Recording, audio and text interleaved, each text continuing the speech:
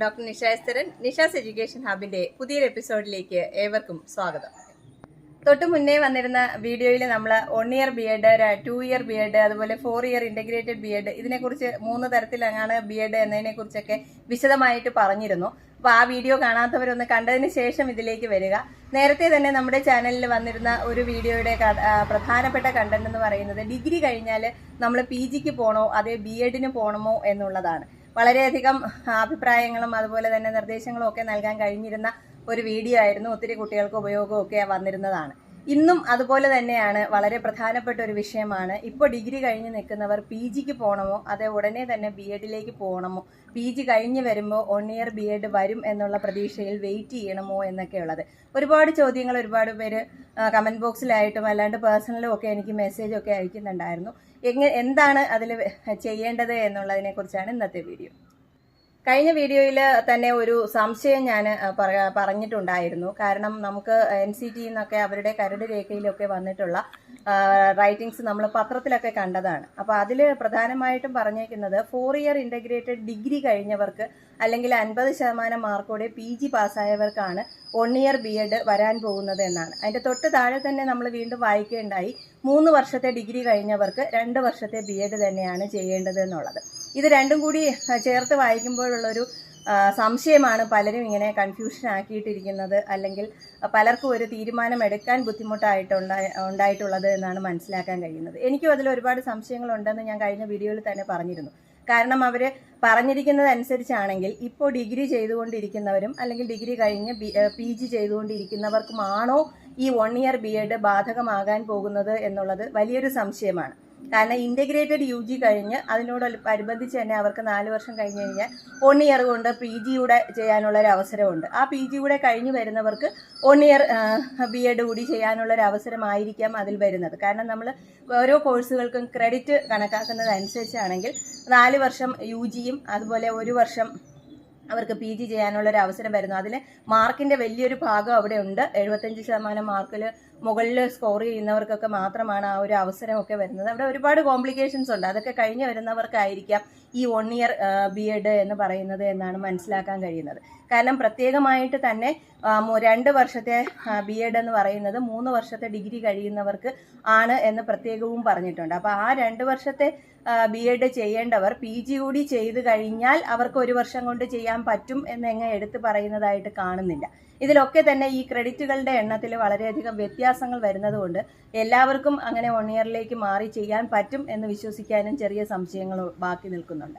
അപ്പോൾ ഇപ്പോൾ പ്രധാനമായിട്ടും നമ്മളെ അലട്ടുന്ന പ്രശ്നം എന്ന് പറയുന്നത് നമ്മൾ 1 ഇയർ പി ജിക്കായിട്ട് വെയിറ്റ് ചെയ്യണമോ എന്നുള്ളതാണ്. അതിൽ പ്രധാനമായിട്ടും അതിന് വരുന്ന 1-2 നമ്മളെ കുഴയ്ക്കുന്ന കാര്യങ്ങളെന്ന് പറയുന്നത് 1 ഇയർ ബി ജി വരികയാണെങ്കിൽ അതിനെന്തായാലും നാഷണൽ ലെവലിൽ NTA നടത്തുന്ന ഒരു എൻട്രൻസ് എക്സാം ഉണ്ടായിരിക്കും എന്നുള്ളത് ഉറപ്പാണ്. കാരണം 4 ഇയർ ഇൻ്റഗ്രേറ്റഡിനോടനുബന്ധിച്ച് വരുന്ന ബി എഡിൽ വരുന്ന മാറ്റങ്ങൾ ഇനിയുള്ള വർഷങ്ങളിൽ വരുന്ന എല്ലാത്തിനും തന്നെ നാഷണൽ ടെസ്റ്റിംഗ് ഏജൻസി, അതായത് നമ്മുടെ UGC ഒക്കെ നടത്തുന്ന നാഷണൽ ടെസ്റ്റിംഗ് ഏജൻസി, അത് നീറ്റ് UGC എക്സാം ഒക്കെ നടത്തുന്ന നാഷണൽ ടെസ്റ്റിംഗ് ഏജൻസിയുടെ all India level entrance exam ഉണ്ടായിരിക്കും എന്നുള്ളത് പ്രത്യേകം മനസ്സിലാക്കുക. അപ്പോൾ ആ ഒരു എക്സാം ഫേസ് ചെയ്യാനായിട്ട് നിങ്ങൾ വില്ലിംഗ് ആണോ എന്നുള്ളത് ഒരു തീരുമാനം ആദ്യത്തെ കാര്യത്തിൽ എടുക്കുക. പിന്നെ അതുപോലെ വേറൊരു പ്രധാനപ്പെട്ട കാര്യം പറയാനുള്ളത്, ഇപ്പോൾ നമ്മൾ ഈ 2 വർഷം ചെയ്യുന്ന ബി എഡിൽ നമുക്ക് UP സ്കൂളിലേക്ക്, HSA അതായത് ഹൈസ്കൂളിലേക്ക്, പിന്നെ അതുപോലെ ഹയർ സെക്കൻഡറിയിലേക്ക്, ഇങ്ങനെ 3 പോസ്റ്റുകളിലേക്ക് അപ്ലൈ ചെയ്യാൻ നിങ്ങൾ ഒറ്റ ഒരു ഡിഗ്രി കൊണ്ട് ക്വാളിഫൈ ചെയ്യുകയാണ്. പക്ഷേ ഇനി നമുക്ക് വരുന്ന 1 ഇയർ ബി എഡ് ആയാലും അതുപോലെ ഇൻ്റഗ്രേറ്റഡിലേക്ക് വരുന്ന അതിൻ്റെ കൂടെ ഉള്ള ഐടപ്പിനെ വരുന്ന ബി എഡിലായാലും നമുക്ക് എലക്റ്റീവുകൾ ബാധകമാണ്. അതായത് LPയിലേക്കോ അല്ലെങ്കിൽ UPയിലേക്കോ ഹൈസ്കൂളിലേക്കോ നമ്മുടെ സെക്കൻഡറി ലെവലിലേക്കോ ഉള്ള ഹയർ സെക്കൻഡറിയിലേക്കോ ഉള്ള പോലെ നമ്മൾ ഫൗണ്ടേഷൻ എന്നും പ്രിലിമിനറി എന്നും അതുപോലെ മിഡിൽ എന്നും സെക്കൻഡറി എന്നൊക്കെ പറയുന്ന 4 തലത്തിലേക്ക് ഏതിലെങ്കിലും ഒന്നിൽ മാത്രമേ നമുക്ക് എലക്റ്റീവ് എടുത്ത് ക്വാളിഫൈ ചെയ്യാനായിട്ട് സാധിക്കുകയുള്ളൂ. അപ്പോൾ ഈ വരുന്ന 1 ഇയർ MEdലും ബി എഡിനും അതുപോലെ തന്നെ എലക്റ്റീവ് ഉണ്ടായിരിക്കും. അപ്പോൾ അങ്ങനെ വരുമ്പോൾ നമ്മൾ ഏതെങ്കിലും ഒരു പോസ്റ്റിലേക്ക് മാത്രമേ ക്വാളിഫൈ ചെയ്യാനായിട്ട് സാധിക്കുന്നുള്ളൂ ആ ബി എഡ് കൊണ്ട്. പക്ഷേ ഇപ്പോൾ നമ്മൾ ചെയ്തു വരുന്ന 2 വർഷത്തെ ബി എഡ് ആണെങ്കിൽ നമുക്ക് ഈ 3 പോസ്റ്റിലേക്കും നമുക്ക് അപ്ലൈ ചെയ്യത്തക്ക രീതിയിൽ നമ്മൾ ക്വാളിഫൈ ആവുകയാണ് ചെയ്യുന്നത്. അതൊരു വളരെ വലിയ വ്യത്യാസം നിങ്ങളുടെ ഡിഗ്രിയിൽ നിങ്ങളുടെ സർട്ടിഫിക്കറ്റിൽ ഉണ്ടാക്കാനുള്ള സാധ്യതയുണ്ട്. അപ്പോൾ അതുകൊണ്ട് വളരെ ബുദ്ധിപൂർവ്വം ചിന്തിച്ച് വേണം ഒരു തീരുമാനത്തിലേക്ക് എത്താനായിട്ട്. ഇപ്പോൾ ഡിഗ്രി കഴിഞ്ഞ് നിൽക്കുന്ന കുട്ടികൾ PGക്ക് പോയതിന് ശേഷം 1 ഇയറിലേക്ക് വെയിറ്റ് ചെയ്യണം. അത് എന്ന് പ്രാബല്യത്തിൽ വരും എന്നുള്ളതിനെ കുറിച്ച് ഇപ്പോഴും ആശങ്ക നിലനിൽപ്പുണ്ട്. ഇൻ്റഗ്രേറ്റഡ് BEd തന്നെ നമുക്ക് അടുത്ത വർഷം സ്റ്റാർട്ട് ചെയ്യുകയാണെങ്കിൽ തന്നെ ഏകദേശം 25ഓളം കോളേജുകൾക്ക് മാത്രമേ ഇപ്പോൾ അതിന് അപ്ലൈ ചെയ്യാൻ കഴിഞ്ഞിട്ടുള്ളൂ. ആ കോളേജുകളിൽ മാത്രമേ കാണത്തുള്ളൂ. അല്ലെങ്കിൽ നമ്മൾ ഇൻ്റഗ്രേറ്റഡ് UG ചെയ്തതിന് ശേഷം പിന്നീട് നമ്മൾ PGയോ അല്ലെങ്കിൽ BEdലേക്കോ മാറേണ്ടുന്ന സാഹചര്യമാണ് കുട്ടികൾക്ക്. അപ്പോൾ ഇപ്പോൾ +2 കഴിഞ്ഞ് നിൽക്കുന്നവർ. അപ്പോൾ ഡിഗ്രി ഇപ്പോൾ സ്വാഭാവികമായും ഡിഗ്രി പാസ്സായി കഴിഞ്ഞവർക്ക് 2 വർഷം കൊണ്ട് BEd ചെയ്യാനുള്ളൊരു അവസരം വരുന്നുണ്ട്. PG നമുക്ക് വേണമെങ്കിൽ പിന്നീട് ഡിസ്റ്റൻസ് ആയിട്ടും ഒക്കെ ചെയ്യാവുന്ന സബ്ജക്റ്റുകളാണെങ്കിൽ അങ്ങനെ ചെയ്യാവുന്നതുമാണ്. പക്ഷേ ഡിഗ്രിയും അതുപോലെ PGയും നമ്മുടെ BEdും ക്വാളിഫൈ ചെയ്താൽ മാത്രമേ നമുക്ക് ഈ പറയുന്ന സെക്ഷനുകളിലേക്ക് അപ്ലൈ ചെയ്യാനായിട്ട് സാധിക്കുകയുള്ളൂ. അപ്പോൾ വളരെ ബുദ്ധിപൂർവ്വം നിങ്ങൾ തന്നെ ഒരു തീരുമാനത്തിലേക്ക് എത്തുക. കാരണം ഒന്ന് എൻട്രൻസ് വരുന്നുണ്ട്. പിന്നെ ഈ വരുന്ന 1 ഇയർ എന്ന് പറയുന്നത് ഏതൊക്കെ ക്ലാസ്സുകളിൽ പഠിപ്പിക്കാൻ നിങ്ങളെ പ്രാപ്തരാക്കും എന്നുള്ളത് വലിയൊരു ചോദ്യമാണ്. പിന്നെ അത് എന്ന് വരുമെന്നോ അല്ലെങ്കിൽ എങ്ങനെയാണ് അതിൻ്റെ ഇംപ്ലിമെൻറ്റേഷനോ എന്നുള്ളത് നമുക്കറിയത്തില്ല. എൻട്രൻസ് ഫേസ് ചെയ്യണം എന്നുള്ളതൊരു വലിയ ചലഞ്ചായിട്ട് തന്നെ മുന്നിൽ വരാമെന്ന് നമ്മൾ പ്രതീക്ഷിക്കുന്നുണ്ട്. ഇതൊക്കെയാണ് പ്രധാനമായിട്ടും പറയാനുള്ളത്. ഇപ്പോൾ നടന്നുകൊണ്ടിരിക്കുന്ന 2 ഇയർ BEdന്റെ ഏറ്റവും വലിയ ആകർഷണീയത എന്ന് പറയുന്നത് തന്നെ എൻട്രൻസ് ഇല്ലാതെ നമുക്ക് BEd ചെയ്യാൻ പറ്റുന്ന ഏക അവസരമാണ്. ഇനി വരുന്ന നിങ്ങൾ ഈ പറയുന്ന 1 ഇയർ BEd ആണെങ്കിൽ തന്നെയും അതുപോലെ ഇൻ്റഗ്രേറ്റഡ് BEdലേക്കുള്ള അഡ്മിഷൻ ആണെങ്കിൽ തന്നെയും ടെസ്റ്റിംഗ് ഏജൻസിയുടെ എൻട്രൻസ് എക്സാം എന്ന് പറയുന്നത് മാനേജ്മെന്റ് സീറ്റുകളിലേക്കാണെങ്കിൽ പോലും നമ്മളത് പ്രത്യേകം മനസ്സിലാക്കണം.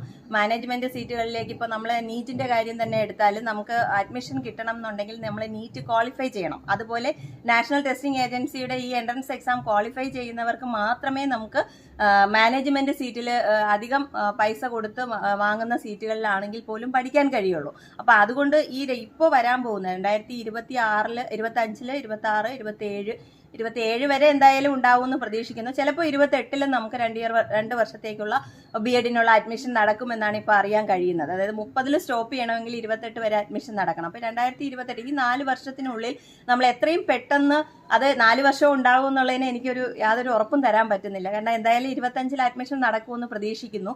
നമ്മൾ DLEdൻ്റെത് ഇതുവരെയും ഒരു തീരുമാനം ആയിട്ടില്ല. സ്റ്റേറ്റ് ഗവൺമെന്റിൽ നിന്നുള്ള ഒരു അനുകൂലമായ തീരുമാനം വന്നാൽ മാത്രമേ നമുക്ക് DLEdന് ആപ്ലിക്കേഷൻ സ്വീകരിക്കാനൊക്കെ സാധിക്കത്തുള്ളൂ. അവിടെയൊക്കെ തടസ്സങ്ങൾ ഇങ്ങനെ നിൽക്കുവാണ്. അതുകൊണ്ട് DLEd ഉണ്ടോ എന്നുള്ളത് ഇതുവരെയും വ്യക്തമായിട്ടില്ല. അതുപോലെ തന്നെ BEd 25 നമുക്ക് അഡ്മിഷൻ നടക്കുമെന്ന് പ്രതീക്ഷിക്കുന്നുണ്ട്.